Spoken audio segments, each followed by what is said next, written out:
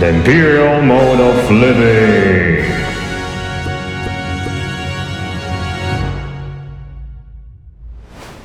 Today, we don't have classic empires anymore, but we still have an imperial mode of living and production.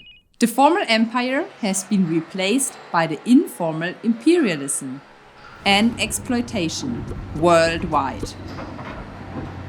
This imperial mode of living causes a myriad of problems: the climate crisis, exploitation of labor, species extinction, war on resources, and massive inequalities.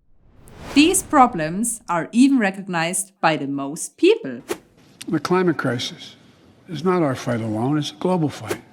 I mean, you can't live sustainable today. It's insane. Just by basically by paying taxes, you are contributing to environmental destruction, basically. How can it not be existential when 85% of people in extreme poverty live in the 20 countries most vulnerable to climate change? All seem to agree that a fundamental change needs to happen urgently, even if they probably do not exactly mean the same thing by system change. But then why is the change not happening?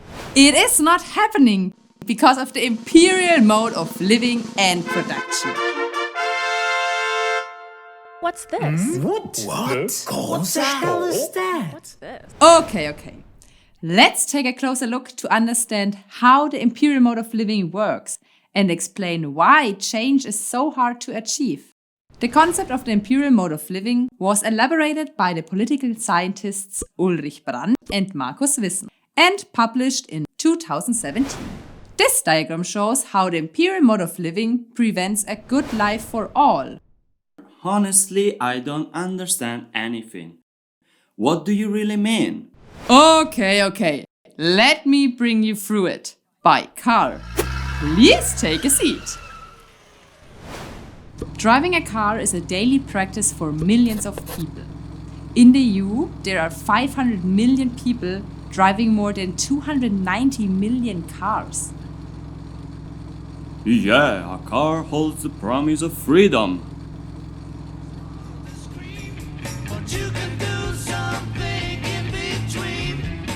Baby, you can drive my car. Yes, I'm gonna be a star.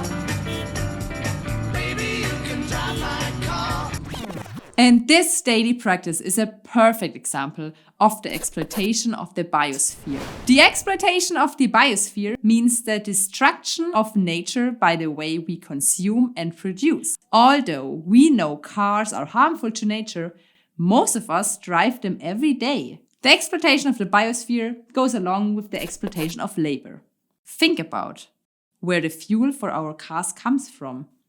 Fossil fuels are extracted from the ground, often under terrible working conditions and with the poor environmental standards. And the spilled oil at sea and on land kills both animals and plants.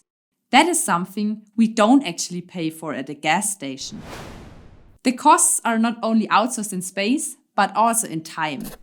This means it is not only us who are paying for the fuel we use, but also our kids and grandkids. Another facet of the imperial mode of living is that it intensifies and expands, as it is characteristic of many empires. What do you mean? Well, the desire to drive a car has spread all across the planet.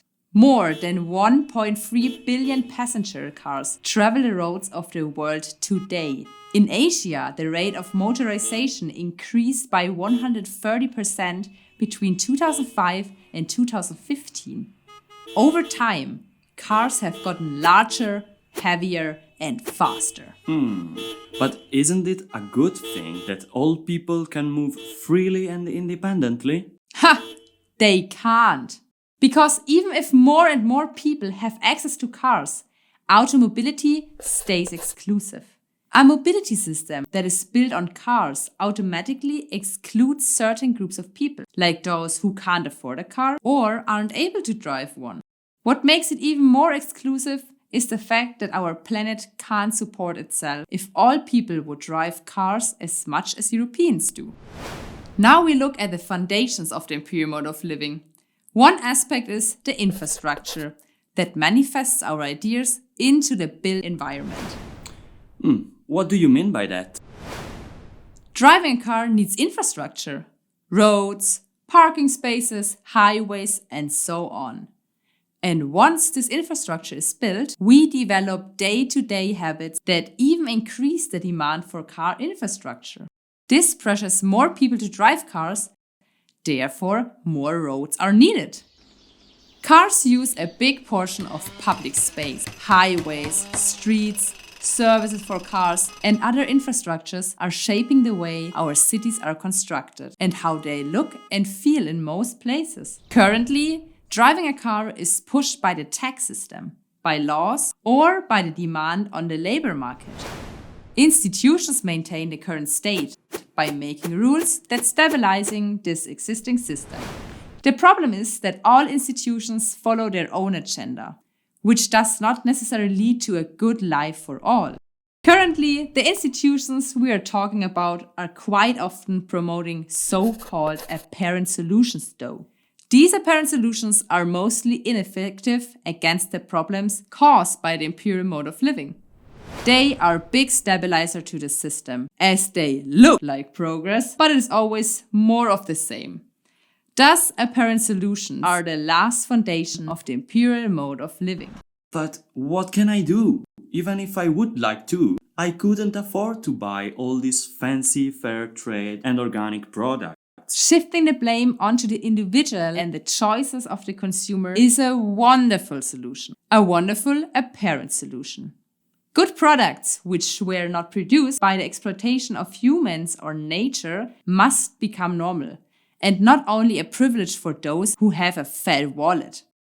The concept of the Imperial Mode of Living and production has been developed in order to show the systematic level of modern exploitative structures and not to point the finger on individuals. In this system, it is almost possible not to live at the expenses of others. We are all part of it.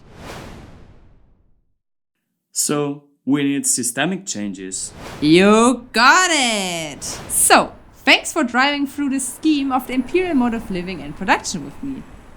Yeah, now I am really no longer in the mood to drive a car. We should abandon them. Even if I would agree with that, we both know that it is not about cars. They were only an example to illustrate the underlying concept of the Imperial Mode of Living. We could also take another trip through the concept by plane, where I show you how imperial flying is. Are you up for that? Nope. Or shall I make a thread on the manufacturing of a shirt? Or plant an idea into your head by talking about the fruit production? I get it. It is about the way we make and consume products. Yes, it goes even beyond products. Care work is another example. It is exploiting labor and is even expanding as more and more of the work is integrated into the market. And it... Stop! If everything is interconnected, there is no way out. As everything is connected, you influence the whole system by changing something anywhere, even something tiny.